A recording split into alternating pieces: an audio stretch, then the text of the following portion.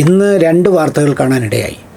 ഈ രണ്ട് വാർത്തകൾ പലപ്പോഴും ഇസ്ലാം മതം അല്ലെങ്കിൽ വിശ്വാസം എന്നൊക്കെ പറയുന്നതിന് മതങ്ങളെ താരതമ്യം ചെയ്യുന്നത് അതിൻ്റെ ഏറ്റവും മോശമായ വശങ്ങളോ അല്ലെങ്കിൽ ഒറ്റപ്പെട്ട ചില ആളുകൾ ചെയ്യുന്ന പ്രവൃത്തികൾ കൊണ്ടോ ആണെന്നതാണ് സത്യം. അങ്ങനെ ചെയ്യുന്നതിലൂടെയും പറയുന്നതിലൂടെയും നമുക്കൊരു ശത്രുവിനെ നാല് പറഞ്ഞു എന്ന് ആത്മസായുജ്യം അടയാനോ സംതൃപ്തി അടയാനോ ഒക്കെ സാധ്യമാകും. പക്ഷേ യഥാർത്ഥത്തിൽ അതിൻ്റെ ഒരു കാമ്പും കഴമ്പും ഉൾക്കൊള്ളുക അസാധ്യമാണ്.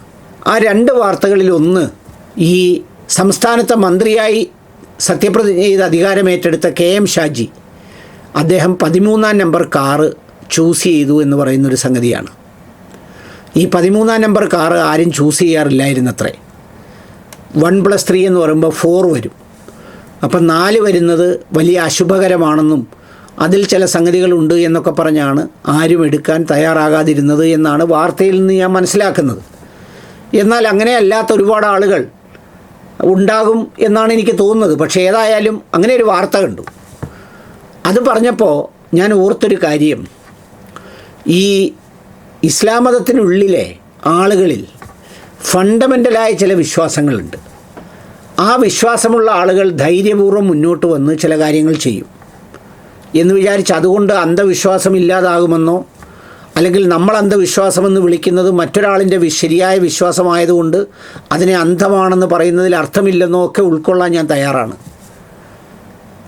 അതുകൊണ്ട് തന്നെ ചില കാര്യങ്ങൾ എനിക്ക് തോന്നിയിട്ടുണ്ട്. ഇപ്പോൾ ഉദാഹരണത്തിന് ഈ ഹിന്ദുമത വിശ്വാസികളായ ആളുകൾ പലരും വല്ല പാവപ്പെട്ടവൻ്റെയും വസ്തു വിൽക്കാനായി പോകുമ്പോൾ അത് വിൽപ്പിക്കാതിരിക്കാൻ വേണ്ടി പറഞ്ഞു പരത്തുന്ന സത്യമോ അസത്യമോ ഒരു കാര്യമാണ്, ആ പറമ്പിൽ പട്ടടയുണ്ട്, അതിൽ കുഴിമാടം ഉണ്ടായിരുന്നു, അതിനകത്ത് കാവുണ്ട്, അവിടെ വിളക്ക് കത്തിക്കുമായിരുന്നു, അവിടെ സർപ്പമുണ്ട് എന്നൊക്കെ പറയുന്ന സംഗതികൾ.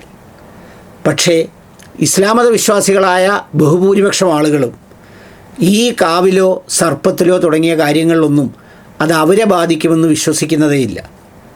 ഇത് ഞാൻ പറയാൻ കാരണം, ഞാൻ ഈ വീഡിയോ ഒക്കെ റെക്കോർഡ് ചെയ്യുന്ന ആ സ്ഥലത്തിനൊരു 100 മീറ്റർ അപ്പുറം ഭയങ്കരമായ ഒരു കാവുമൊക്കെ ഉണ്ടായിരുന്നു. ആ കാവിൽ നമ്മളതിലേക്കൂടെ സന്ധ്യയ്ക്ക് പോകുമ്പോൾ യഥാർത്ഥത്തിൽ ഭയമൊക്കെ തോന്നുമായിരുന്നു. പക്ഷേ ഇപ്പോൾ അവിടെ മനോഹരമായൊരു വീടാണ് നിൽക്കുന്നത്.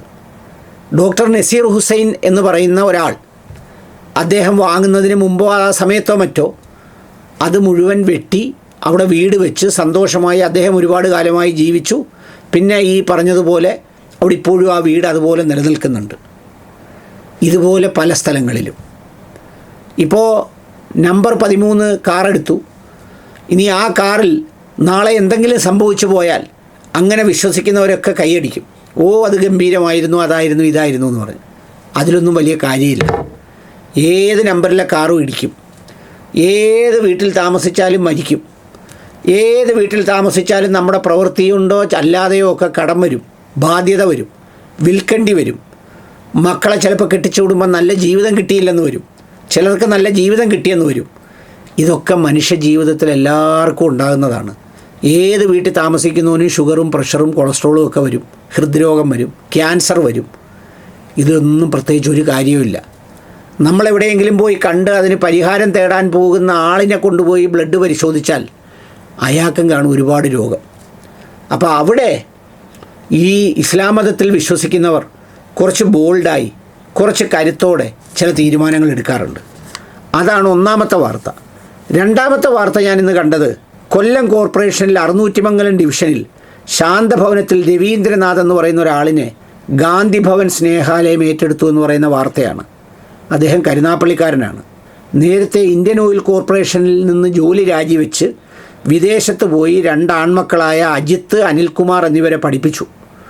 പിന്നീട് വലുതാക്കിയ പിതാവിനെ അവരുപേക്ഷിച്ചു. ഭക്ഷണത്തിന് പോലും മാർഗമില്ലാതെ വലഞ്ഞ രോഗിയായ ഈ വൃദ്ധൻ കഴിഞ്ഞ കുറേ ദിവസങ്ങളായി രോഗപീഠകൾ അനുഭവിച്ചു വരികയായിരുന്നു. ഉണ്ടായിരുന്ന സ്വത്തുക്കളെല്ലാം മക്കൾ എഴുതി വാങ്ങി ഉപേക്ഷിച്ച നിലയിൽ പരിസരവാസികളുടെ സംരക്ഷണയിലായിരുന്ന വയോവൃദ്ധനെ ഗാന്ധി ഭവൻ ഏറ്റെടുത്തു. കരുനാഗപ്പള്ളി സ്വദേശിയായ PN രവീന്ദ്രനാഥ് കോടിക്കണക്കിന് രൂപയുടെ സ്വത്തുക്കൾ 2 ആൺമക്കൾക്കായി വീതം വെച്ച് നൽകുകയും ശേഷമുണ്ടായിരുന്ന കുടുംബ വീട് വിറ്റ് കിട്ടിയ തുകയിൽ 26 ലക്ഷം രൂപ മുടക്കി മങ്ങാട് 600 മംഗലത്ത് വീട് സ്ഥലവും വാങ്ങുകയും ശേഷിച്ച തുക ഭാവി ജീവിതം കണക്കാക്കി ബാങ്കിൽ നിക്ഷേപിക്കുകയും അതിൽ നിന്ന് പലിശയായി കിട്ടുന്ന 30,000 രൂപ മാസവരുമാനത്തിൽ വീട്ടിൽ ജോലിക്കാരിയെ നിർത്തി ജീവിച്ചു വരവേ ഇരുവപുരത്ത് താമസിക്കുന്ന മൂത്ത മകൻ തന്ത്രത്തിൽ വീടും സ്ഥലവും മൂത്ത മകൻ്റെ മകളുടെ പേരിൽ ധനനിശ്ചയാധാരം എഴുതി വാങ്ങുകയും ഇതറിഞ്ഞ ഇളയ മകൻ ബാങ്കിൽ നിക്ഷേപിച്ചിരുന്ന തുക പിതാവിൽ നിന്ന് കൈക്കലാക്കുകയും 2 മക്കളും പിതാവിനെ ഉപേക്ഷിക്കുകയുമായിരുന്നു എന്ന് പറഞ്ഞിട്ട് പരിസരവാസികളും TG ഗിരീഷ് എന്ന് പറയുന്ന കൗൺസിലറുമൊക്കെ മക്കളെ കണ്ട് പല പ്രാവശ്യം ആവശ്യപ്പെട്ടിട്ടും തയ്യാറാകാതെ അവസാനം ചാനലുകളിൽ വിവരമറിയിക്കുകയും ഈ കരുനാഗപ്പള്ളി സ്വദേശിയായ സിദ്ദീഖ് മംഗലശ്ശേരി ഗാന്ധി ഭവനിൽ അറിയിച്ച് ഏറ്റെടുക്കുകയും ചെയ്തു. എന്നിട്ട് ഈ 2 കാലഘട്ടത്തിൻ്റെയും 2 ചിത്രങ്ങളും കൊടുത്തിട്ടുണ്ട്. യവന്മാരെ മക്കളെ എന്നും മനുഷ്യരെ എന്നും വിളിക്കാൻ എനിക്ക് താല്പര്യമില്ല. എവർക്കും മക്കളുണ്ട്, എവർക്കും മരണമുണ്ട്, എവർക്കും വാർദ്ധക്യമുണ്ട്. പക്ഷേ നിർഭാഗ്യവശാൽ ഈ സമൂഹത്തിൽ കുറേ പേരിങ്ങനെയാണ്. ഈ കാര്യത്തിൽ അവിടെയാണ് എൻ്റെ പോയിൻ്റ്. ഈ കാര്യത്തിൽ ഇസ്ലാം മതവിശ്വാസികൾ വളരെ വളരെ വളരെ ശ്രദ്ധിക്കാറുണ്ട് അവരുടെ മാതാപിതാക്കളെ സംരക്ഷിക്കുന്ന കാര്യത്തിൽ. ഒരുത്തനൊരു കാളയായി പോയാൽ വേറൊരു മകൻ ആ സ്ഥാനം ഏറ്റെടുക്കും. ചിലപ്പോൾ 2 പേർക്കും ഗതിയോ മാർഗമോ ഇല്ലാതെ അവർക്കും ജീവിക്കാൻ മാർഗമില്ലെങ്കിൽ പോലും ചേർത്ത് പിടിക്കുന്ന ഒരുപാട് പേരുണ്ട്. മാതാപിതാക്കളെ ആർക്കും വിട്ടുകൊടുക്കാതെ എന്ത് ബാധ്യത വന്നാലും. നിങ്ങൾ കേരളത്തിലെ ഏതഗതി അനാഥ മന്ദിരങ്ങളിൽ പോയി നോക്കിയാലും ഒരു പേപ്പറും പേനയും കൊണ്ട് നടന്നെണ്ണിയാലും നിങ്ങൾക്ക് ഇവരുടെ നമ്പേഴ്സ് വളരെ വളരെ വളരെ കുറവായിരിക്കും, ഒരു സംശയവുമില്ല. അതുകൊണ്ട് തന്നെ ചിലരൊക്കെ അവസാനകാലം സ്വർഗത്തിലാക്കാമെന്നും പറഞ്ഞ് ആ അവസരം മുതലാക്കാൻ വരുന്ന ചില മൂലിയാർ സംഘങ്ങൾക്കെതിരെ ഞാൻ പണ്ട് വർത്തമാനം പറഞ്ഞിട്ടുണ്ട്. കാരണം എന്തെല്ലാം സ്വർഗമാക്കിയാലും ഇനി മക്കളെടുത്തിട്ട് വല്ല മദ്യപാനിയോ മയക്കുമരുന്നിലോ ഉപദ്രവിക്കുന്നവരൊഴികെ, അങ്ങനെ ഉപദ്രവിച്ചാൽ പോലും അവരുടെ സഹോദരങ്ങളോ സഹോദരങ്ങളുടെ മക്കളോ ആരെങ്കിലും എടുത്തുകൊണ്ട് പോകും, ആരെങ്കിലും കൊണ്ടുപോയി നോക്കും. കാരണം ഒറ്റ കാര്യമേ ഉള്ളൂ, അവർ പരലോകത്തിലും ഖബറിലും വിശ്വസിക്കുന്നത് കൊണ്ടാണത് ചെയ്യുന്നത്. ഈ 2 വാർത്തകളും ഇന്നത്തെ ദിവസം ചർച്ച ചെയ്യേണ്ടതാണ് എന്നുള്ളത് കൊണ്ടാണ് ഞാൻ പറഞ്ഞത്. ജാതിയും മതവും ഏതായാലും സ്വന്തം മാതാപിതാക്കളെ വേദനിപ്പിക്കുന്നവൻ, അവരെ നോക്കാത്തവൻ ഒരു കാരണവശാലും ജീവിതത്തിൽ രക്ഷപ്പെടുകയില്ല. അവനെ ഈ പറഞ്ഞതുപോലെ അവൻ ചെയ്ത പ്രവൃത്തി എന്നും വേട്ടയാടിക്കൊണ്ടിരിക്കും, ഉറപ്പ്.